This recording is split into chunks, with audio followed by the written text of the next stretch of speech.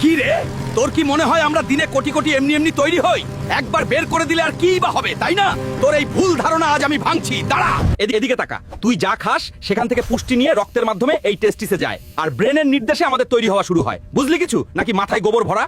একজন সুস্থ মানুষের শরীরে প্রতি সেকেন্ডে 1500 আর দিনে প্রায় 150 থেকে 200 মিলিয়নের বেশি স্পাম তৈরি হয়। আর তুই তো সুস্থই না, তোর তো 12টা বেজে গেছে।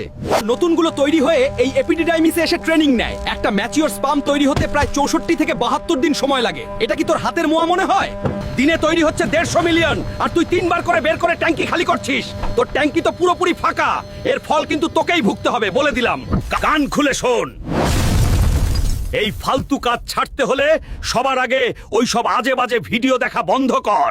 একা ঘরে দরজা বন্ধ করে পড়ে না থেকে বাইরে যা, মানুষের সাথে মেশ, ঘাম ঝরিয়ে ব্যায়াম কর, নিজের ব্রেনকে অন্য কাজে লাগা। আজ থেকে টানা 90 দিন নিজেকে কন্ট্রোল কর, দেখবি শরীরে কেমন বাঘের মতো এনার্জি ফিরে আসে। আর হ্যাঁ, অ্যাজব ভাইবস পেজটা এখনই ফলো কর, জীবনে অনেক কিছু শিখতে পারবি।